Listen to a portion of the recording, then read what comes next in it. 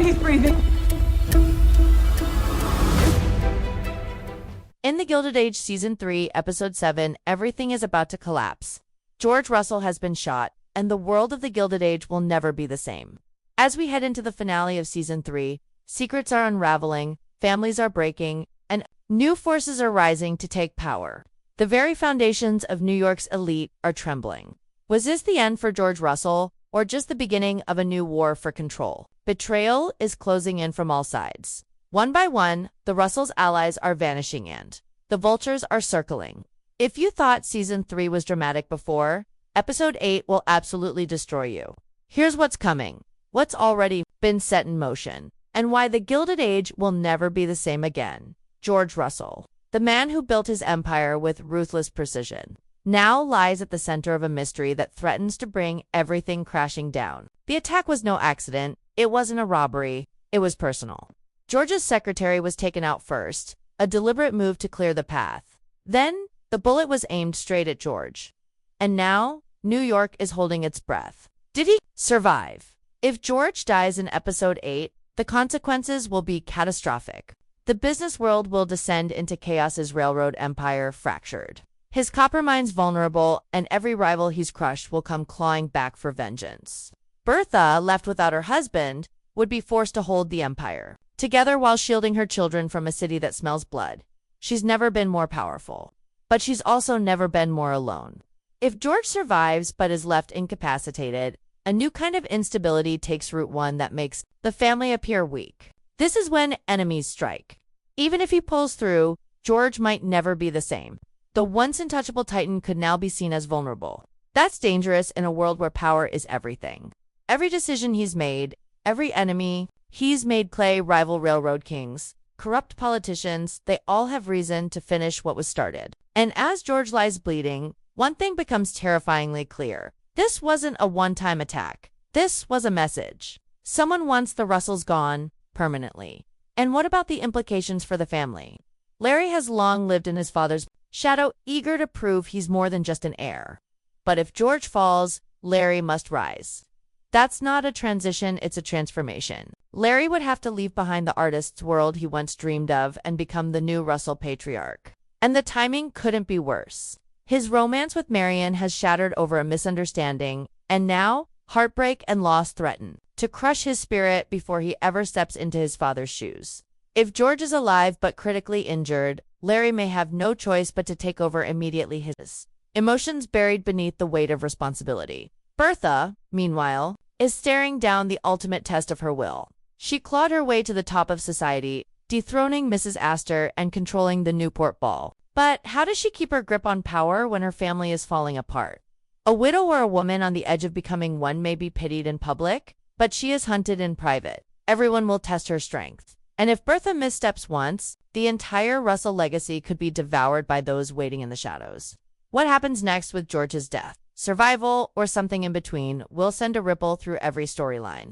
The ball, the railroad, the family, even society itself, nothing will be untouched. Who pulled the trigger? That question will dominate every scene in Episode 8, not just because of the mystery, but because of what the answer could mean. The attempt on George Russell's life wasn't just about revenge, it was strategic, calculated, and meant to send a message. And the deeper you look, the more suspects emerge from the shadows. The most obvious name on everyone's lips is Clay, the disgraced broker George personally crushed not long ago. Humiliated, furious, and stripped of everything, Clay didn't go quietly. His final words to George, like cutting himself to a cockroach that can't be killed, sounded like a threat at the time. Now, they feel like a prophecy. Clay had access, motive, and the kind of desperate rage that doesn't just fade away. He may not have pulled the trigger himself, but if he didn't, he may have arranged it. And with nothing left to lose, he'd stop at nothing to see George ruined. But Clay might be just one piece of a much larger plan. George didn't build his empire in peace. Every victory he claimed came at someone else's expense. Rival railroad magnates have watched George climb higher and higher, his acquisition of Merrick's shares, his copper mine success, his plans to electrify the city, and now they're backed into a corner. His dominance in the market has left them scrambling. And some may see assassination not as crime, but as business. Taking George out of the equation could reopen negotiations, derail deals, and allow weaker competitors to regain power. And if the attack was funded or organized by one of them, it means the Russells aren't just facing one enemy, they're facing a coalition. An invisible alliance of bitter rivals could now be working behind the scenes to pull every string. And they've already made their first move. But it doesn't stop there. Politics and corruption are deeply woven into George's world. His involvement in the electrification of New York, especially his support of Edison's Pearl Street development, has made him dangerous to certain factions. Some city officials, backroom politicians, and old money influencers fear the progress George represents. He's not just changing how people live, he's changing who holds the power. And that shift terrifies them. Killing George could be a way to preserve their control, to stop the future from taking root. If these forces are involved, the conspiracy could go deeper than anyone imagined. Episode 8 may reveal hints of strange conversations, missing paperwork, sudden disappearances. The truth may be hiding in plain sight. And then there's the most chilling possibility of Ola's social rival. Someone embedded in the world of wealth and manners, but seething beneath the surface. Bertha Russell has made enemies from the moment she challenged Mrs. Astor and disrupted the social hierarchy. She became a threat to old money. Her rise has embarrassed the very people who once looked down on her. Could someone from that world, society matron, a powerful widow, a snubbed debutante's mother, have orchestrated the attack, not out of profit, but pride? If George's fall is meant to humiliate Bertha, the danger she's facing is even more personal than she realizes. In the Gilded Age of masks and manners, betrayal wears gloves and smiles. The final blow could come not from the business world, but from a ballroom. This kind of attack doesn't exist in isolation. The fallout will infect everything. Business partners will retreat in fear. Investors will panic. Journalists will swarm the scene, hungry for scandal. And worst of all, trust within the Russell circle may begin to crack. What if someone on the inside gave away George's routine? What if a servant was bribed? Or worse, convinced they were doing the right thing? Once paranoia takes root, it's nearly impossible to pull it out. Bertha might begin questioning everyone, her allies, her staff, even her own children. That kind of fear poisons everything it touches. The real threat isn't just the person who fired the gun, it's the web of people who allowed it to happen. And in episode 8, that web might begin to unravel. One by one, the secrets will spill. And when they do, the Russells won't just be defending their fortune, they'll be fighting for survival. The attack on George was a declaration of war. And whether Bertha is ready or not, the battlefield is already set. What comes next will test every ounce of strength they have. Because power, once threatened, doesn't rest it. Strikes back * while the Russell Empire teeters on the edge of collapse. Another war is quietly raging, one of love, loyalty, and identity. At the center of it is Larry Russell, now standing at a terrifying crossroads. His father's fate hangs in the balance. His mother is preparing to either ascend or fall. And the weight of responsibility has begun to crush him.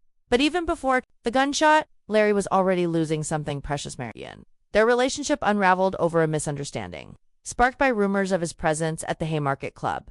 Marian believed he had betrayed her trust, believing whispers instead of truth. But now, with Jack, the ambitious footman inventor, vouching for Larry's character, everything is shifting again. What if she was wrong? What if she let go of the one man who actually valued her heart more than her name? Episode 8 could bring a turning point not just for Larry as a future patriarch, but for Larry as a man standing on the edge of heartbreak. If George Dezor, even if he barely survives, Larry will no longer be just a son. He becomes the head of the family.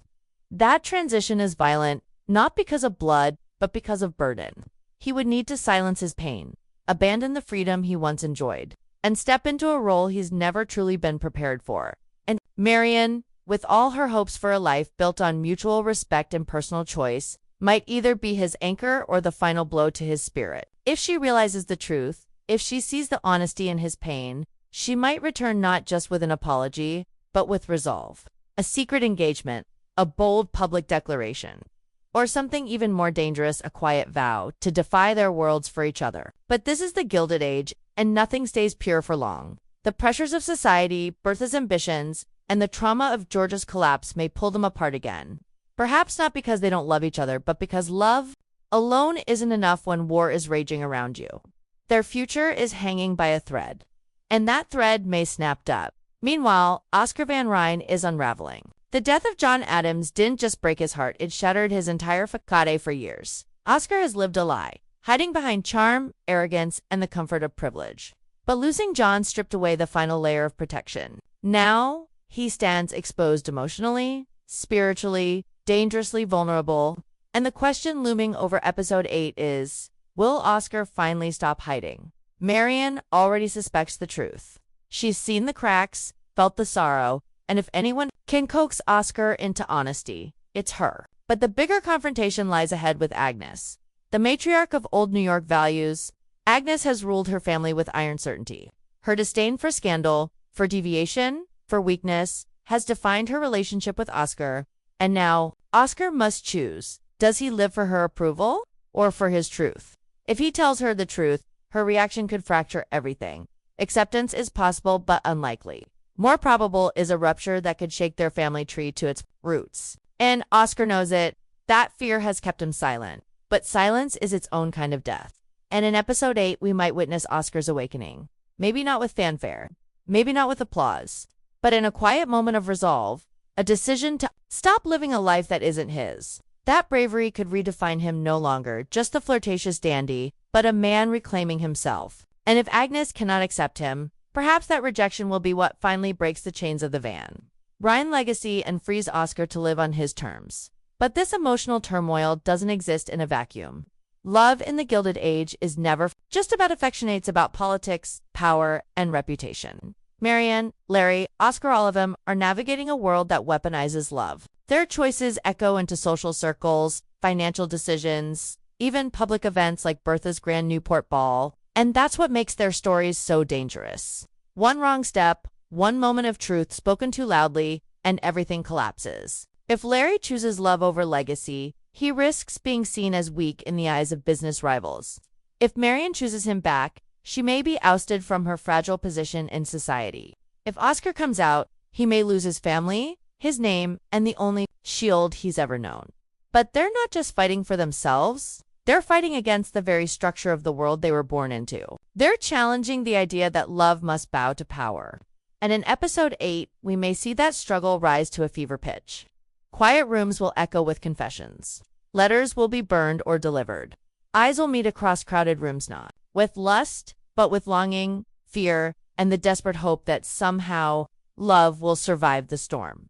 And just like the political and financial chaos surrounding George's shooting, these romantic entanglements are setting the stage for season 4. Because once truth escapes, it cannot be silenced. And whether it's Larry reclaiming his love, Oscar embracing his truth, or Marian choosing independence over safety, the world of the Gilded Age is about to be rewritten, not just by bullets and betrayals, but by hearts refusing to break quietly. While bullets and heartbreak threaten to tear the Russell family apart, Bertha Russell faces the most dangerous game of all public perception. For 3 seasons, she has fought, manipulated, and maneuvered her way into the very core of New York's high society. And now, just as she's poised to solidify her reign with the grandest ball of the year, everything hangs in the balance. The Newport ball, once a stage for her triumph, may now become a battlefield for her survival. With George possibly dead or clinging to life in secret, Bertha must make a choice no woman should ever face. Mourn her husband in silence and withdraw from society, or put on her finest gown, smile through the pain, and host the event of the decade. Alone. The stakes couldn't be higher. If she cancels the ball, she risks appearing weak. The sharks will smell blood in the water, rivals like Mrs. Astor may reclaim power. And whispers will begin that Bertha's moment is over. But if she goes through with it, she faces another danger, entirely appearing cold, calculating, even heartless. The wrong choice could ruin everything. But Bertha Russell has never been a woman to fold under pressure. And episode 8 could show her most daring move yet, turning the ball into a tribute. A night not of mourning, but of resolve. A declaration that the Russell name will not fall, no matter what. She might spin the tragedy into strength, using it to garner sympathy while still seizing control.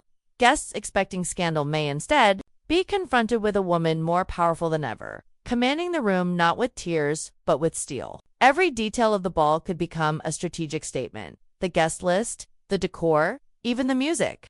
Everything calculated to remind New York that while a man may be gone, his empire is not. But nothing in the Gilded Age is that simple. Because, no matter how polished the surface appears, chaos is always waiting beneath. A scandal could erupt mid-ball, the return of Miss Andre, disgraced and vengeful, would be the perfect spark. Dismissed for leaking tabloid stories, she now has every reason to destroy Bertha's image, and she might not come alone. If she's aligned herself with another social rival, or worse, someone involved in George's attack, her appearance could detonate secrets that have been hidden for months. What if she possesses knowledge of George's business deals? What if she knows Clay's whereabouts? Or has a letter, a document, or a witness that could implicate someone close to the Russells in the conspiracy? A single whispered revelation could turn the ball into a bloodbath socially, financially, emotionally. And Bertha, for all her strength, is still human. Behind the diamonds and the silk lies a woman who built her world with her husband. Without him, everything feels unfamiliar, lonelier. The glances from other guests, the tight smiles, the hands patting hers with fake sympathy, they may all be daggers in disguise. Bertha knows she's being watched. Every move, every word, will be dissected by the society she fought so hard to join. Even her children are part of this spectacle. Larry, perhaps too broken to smile. Gladys, a wild card who may return to New York in the middle of the storm, or not at all. Gladys's storyline is especially explosive. In England, she has been thriving, finally breathing free from her mother's suffocating expectations. Rumors have already begun swirling about her bond with the Duke of Buckingham. Could episode 8 end with Gladys announcing her engagement? Not to a suitor of Bertha's choosing, but to a man of her own heart, blindsiding her mother and igniting a new social firestorm. Or worse, she may refuse to return to New York at all, abandoning her mother in the moment of greatest need. Imagine Bertha preparing for the ball, expecting her daughter's support, only to find out that Gladys has chosen independence over duty. This fracture could mark the beginning of a whole new power struggle, not between Bertha and society, but within her own family. Or perhaps, in the most dramatic twist of all, Gladys returns in secret, finding her family in crisis. Her father potentially dead, her mother teetering, and the entire Russell dynasty trembling.